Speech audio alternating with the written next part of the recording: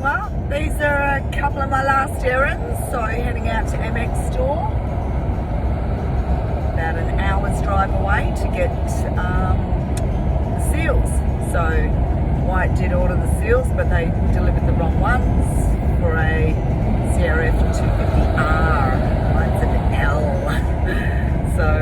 So he's not having a lot of workshop downtime. I'm heading out to get it. Plus, I miss driving.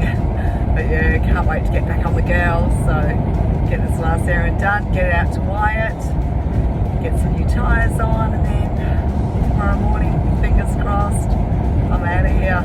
I'm coming back! I'm coming! Woo! Morning people, here we are, first day on the road. It's the wildflower season still here in Western Australia. I just pulled up near Weil Catcham. I wonder if Weil caught them. Look at these flowers. And I'm just trying to find this little beauty and also the track that I need to find out of here. I mean, this is where I am. Lovely bit of remnant bushland. There's Brucey over there, I think, somewhere. Parked up. Tent. Fine night it was too. Here he is.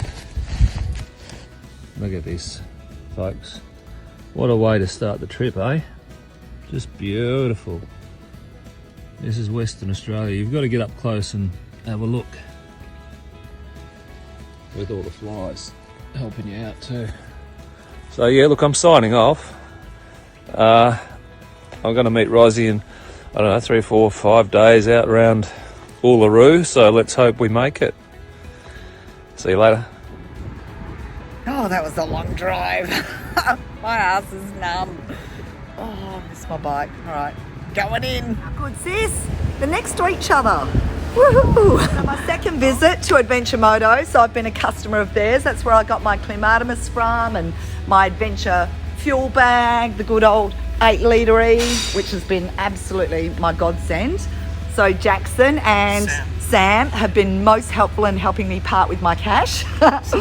But they're the only place that sells rock straps, and these are hands down the best straps ever, and I'm gobsmacked you can't get them anywhere else, but I don't mind supporting somebody who, you know, takes the initiative to stock great products. So thank you guys, really appreciate it. And these guys bent over backwards for me earlier in the week when I came in, chased around all the stores for the other bits and pieces that I needed that they didn't have. So yeah, customer service, top class, rarer than the perfect adventure bike. So thank you guys. Thank you very much. Really appreciate it. That's great. Cheers. Only took 5 days by express post from Mount Isa. Stuff me. There's my fuel filter. More work. More work. Thank you, Mount Isa. Hey! Yay! Our baby girl's ready to go, so I've just loaded her up with some dummy weight. Gonna go for a spin, go around, see if I can get my tyres, see how she flies. So freaking excited. Wicked.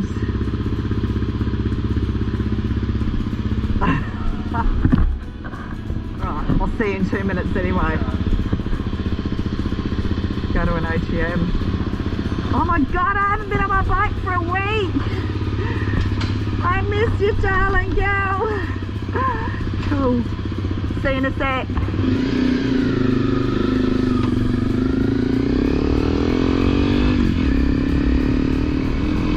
Oh, what a big difference. Oh, the front feels freaking mint.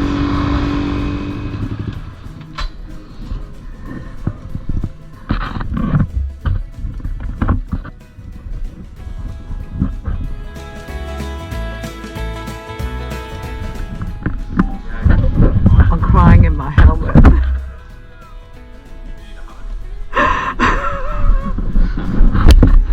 Thank you so much. I can't believe it. I can't believe it. That is so nice. Oh my God. And I can touch my feet on the ground. Can't believe it. Can't believe it. It's so much fun. That's alright. Oh, That's all right. stoked. Good luck the rest of the trip. Yeah, definitely. This guy's the bomb. I don't think I've ever felt the bike like this before, and I just feel confident on it. So yeah, did a few little dirt bits down the road looking for an ATM. And she's gold. It's gold. Can't wait to get out to the desert now, hanging out. Stoked. You're the best. Thank you, darling. I'm so grateful. Right. And the fact that you just squeezed me in so quick, and yeah, you're wicked. Can't praise you enough. I'm just going to constantly blow wind up his ass. He just so deserves it. There's sometimes when you just really got to rave on about somebody, and yeah, Wyatt's one of those. And yes, girls, he's single.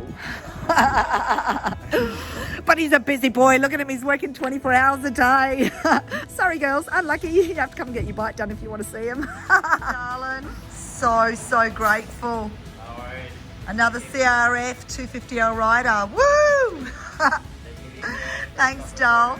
So grateful. Cheers, mate. New rubber, front and rear. New suspension. New Klim gloves. See how they go. They keep catching on my fingernails. Right. See if I can find my way back to Mim's house without GPS. Great service there, great service here. Yay, go home, change your oil, filter, fit the screen. Still heaps to do. Alright, see if I can find my way back. Getting lost. There's got music to keep me company.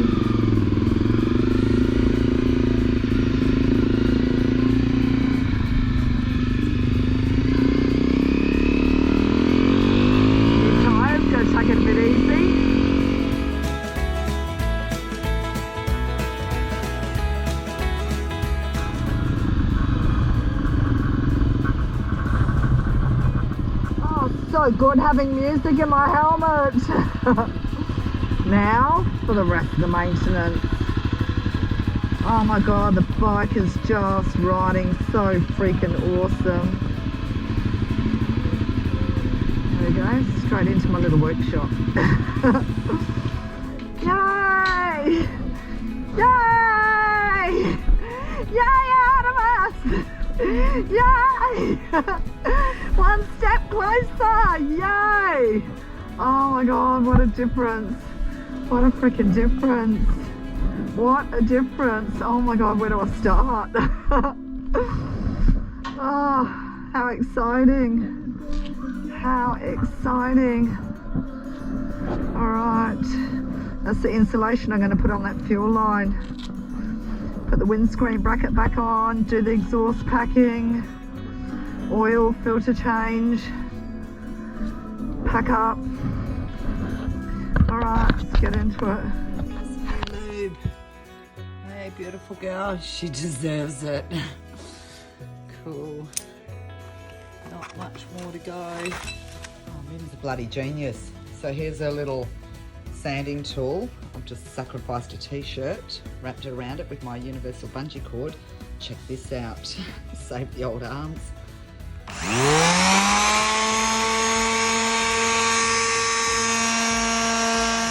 Brad from Bear Fab, who sent me another stand when mine went missing in Cooktown. So basically it turns the bike into a centre stand. It's gold and it's so lightweight, it's super lightweight. Can't survive without it. Thanks, buddy. You rock, Brad.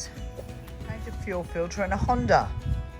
Not as simple as an inline. Take the seat off, take both side fairings out, take that side fairing off, that side fairing, rip the tank out, rip the fuel pump out, and then replace the filter. So yeah, you got to strip half the bloody bike apart to do it. God, I think there'd be an easier way. And the back was vibrating, and I kept checking, you know, the subframe down here and whether the exhaust was bolted on. But anyway, look at this. Barely, it's lost a nut, and that's what's holding the entire subframe on. So I think I'll just do a spanner check while I've got it all apart. Jeepers creepers. Okay. hand at this now. So there's my fuel filter, still filthy dirty black. And here's the new one. So I've replaced all the seals. Turn the filter on, put it back together again. So tank's going back in. And I bought some heat wrap, heat shield, because that fuel line coming out of the tank is very, very close to the top of the engine. There's a lot of heat that comes out of here, so that might go some way to stopping any vapour locks as well. So anyway, tank's going back in. Woo! One step closer. You want to have gone for a haircut?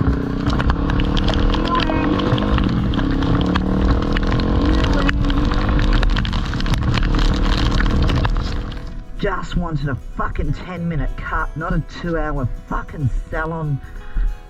Talk to me fucking for hours about bullshit cuts. Yay! So that's all the mechanics done now. So before I quickly pack her up and get the hell out of here, for those who've asked, you know, what modifications I've done on my little Honda CRF250L, I'll give you the quick grand tour right now and get that over and done with. Let's go. 650 screen, and Captain gave me a hand. Well, I made him first, and then he did a better setup, custom made brackets, just Bunnings and whatever to make those fit. Bark busters, I went through 3 sets of Achurbis and killed them all, but the bark busters have gone the distance so far.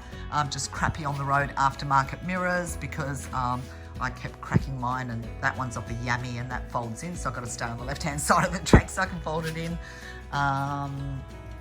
Windscreen protector, that was just China. Metal roo whistlers, and drilled a hole and mounted them in here. I went through 6 pairs of plastic ones before I finally did that.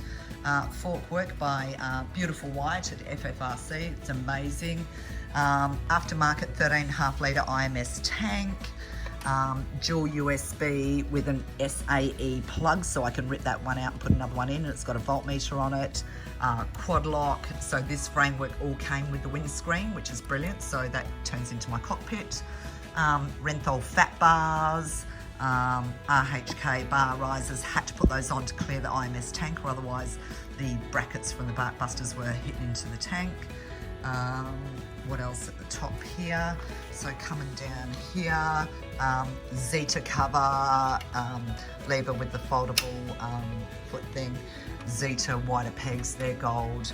Just put the heat shield on there to stop my boots from melting off my foldable foot pegs. So my welder back in Perth made this bar and mounted those for me, so they were just eBay $35. Inside there, the uni filter instead of the old rag type one that comes with Honda, and it's got a dual sleeve, so I always carry a spare oil sleeve and swap them over when I ride. Plus I ripped out the snorkel and drilled 10 8mm holes in the top of the airbox for better airflow, and I know I can't go any deeper than this in water or I'll drown the bike. So yeah, that's the maximum bottom of my seat. Plus I did the EJK chip and sent that to Russell at Dyno Time back in Perth to further refine the settings on the EJK and get maximum power and fuel economy out of it. So it's like almost on the border of lean, but not quite lean. But yeah, the factory settings that CRFs do when everyone does the mods, he just refined it even further. FMF exhaust, so I'm due to do the packing in that. I actually bought the packing here. I've got to pull it apart to do it, but I actually can't be stuffed. I just want to get on the road, so when I come back to Brisbane, I'll do that. Rock straps, best ever. My pannier rack, as I've said before, started its life on an XR400. Thank you, Captain Rob, love you. So he was the head of our trail adventure riders back in Perth. So he gave me his rack. By the time I'd done several trips and worked out exactly what I wanted out of it, I gave it to my welder and he customised it so I could put the roto pack in here and fill it up from a Bowser without taking it out. This is from CRF Sony, this rear rack. So in the middle here is my toolkit and my spare tubes, so they always stay on the bike. Even when I unload my top bag and my panniers, my tool tubes, my tools and spare tubes are always in the bike. So yeah, a couple of bolts and this pannier rack's off, but I've still got the top rack on.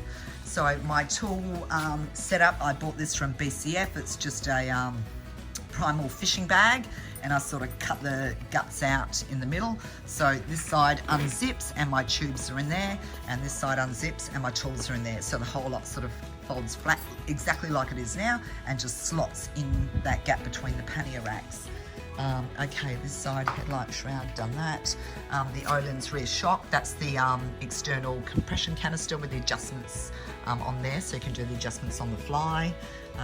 Cedar foot pegs, Zeta gear lever, rock straps, best straps ever. Adventure Moto is the only place that sells them, but yeah, they just loop on, and this elastic adjusts for your load. It's just so brilliant. Can't even remember what brand my sprockets were, but I'm always run top of the range, and they're steel, don't use aluminium. And the DID X-Ring 512 EVT, something along the line, gold chain. So I run 14 on the front and 42 on the back, and for me that worked out the best combination for, particularly since I put the EJK in. So the EJK didn't make it more powerful in the top end, but definitely when I'm going up those hills, before I used to have to drop down a gear, but now it's just like and she gets up. She's just given her heaps more bottom end grunt, so I can run the 14-42 combo, so I can still do 100-110 on the highway, but that's where I use most of my fuel. So on average I'm using 4 litres per 100, but if it's all dirt I actually get heaps better, so 25 kilometres per litre. On the dirt I get 28 kilometres per litre, and on the tarmac I can get as low as 20 if I'm doing 100-110, that's where I burn all my fuel. But on average 25 kilometres per litre, that's 4 litres per 100. So the aftermarket IMS tank is 13.5 litres, plus I have the 8 litre roto pack in the back, and I have the 8 litre adventure fuel bladder as well. So that gives me 200 kilometres, 375 kilometres. So I get 725 kilometres on average out of the bike. Custom heat shield that I made. So from Bunnings I bought these 3 grunt straps and bought a roll of the insulating tape and joined the whole 3 together, and they all Velcro, and I just got my trimmer to join these straps, so I'll show you how it fits once it's on. But it protects the heat from the exhaust from hitting my panniers, but surprisingly the FMF doesn't get that hot. But that's even great for like keeping mud and dirt off. Like I wish I got more to get them all the way down to the bottom, so, and keep all the mud and dirt off the panniers. Really handy. I just bought that off Facebook Marketplace. It started off as a cot liner, lamb's wool, and I just got the trimmer to glue on canvas on the back and put eyelets so that yeah, it doesn't slip as much. And I found I kept tearing the sheepskin with the tension that I had on it, so I just put that on there. My toolkit, so there's the tubes in that side and all my tools in this side, and I just use a grunt strat. So if you want to know what's in my toolkit, I covered all of that on episode 33. So that's it, and then this is my table and tent pegs, and that's going to slot in the side there, and I'll just grunt strap that up as well. So yeah, that's all out of the way, and then the top bag just goes straight on top. Beauty. That way I can move the top bag forwards or backwards, depending on if I'm doing blacktop, I'll move it forward so I can use it as a backrest, or if I need the arse space to do gnarly shit, then I just move it further back. So it's out of the way. That's pretty much my setup before I put the top bag on. So this is my chain lube and little bottle of coolant, and the little bottle of the air filter oil. I've actually brought some with me this time, my little nuts and bolts, so that's all in easy reach and strapped on secure, because that actually sits on top, the top bag sits on top of that. The pannier with all my food and accessories and all that sort of stuff in here. I've got 3 1.5 litre bottles of water. That's my little centre stand. Thank you, Brad. BF Fab. That's my wine cellar with my 2 little 3/4 bottles of red in there. My tools, my table and tent pegs, easy reach. To fill up my rotor pack, I just unclip those straps, slide that out, and I can do that at the Bowser. And that's got my hammock, tent, sleeping bag, air mattress, air pillow, deck chair, 2-man tent, all on that side. The top bag sits on, so the rock straps just cross over, and once they're on, all you do is pull those tight. That's it, easy peasy.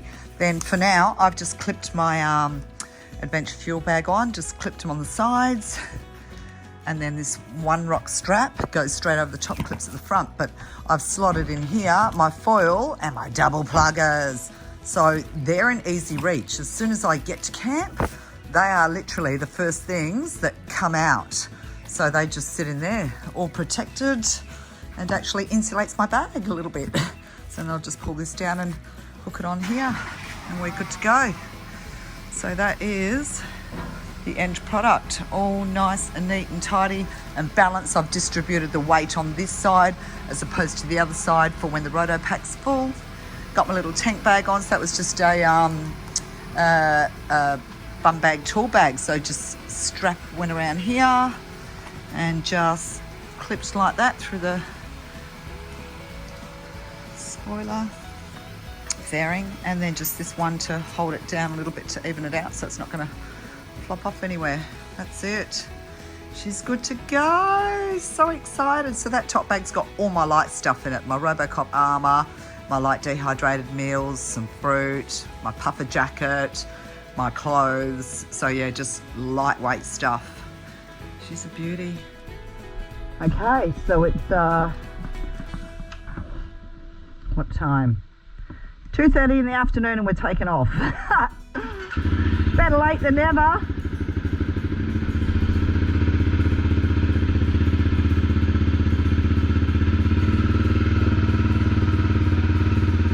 Well, that was unexpected. So my Garmin shit itself after 2.5 years. Mind you, it's been through the wars. And so now I've got to race down to Johnny Appleseed GPS and buy another one and set up around the camp tonight, because I can't go out in the desert without it. One, it gives me a reception for maps when there's no reception, and it's got the EPIRB, and I'll never ride out in the desert or anywhere remote, oh shit, without an EPIRB. Just won't do it.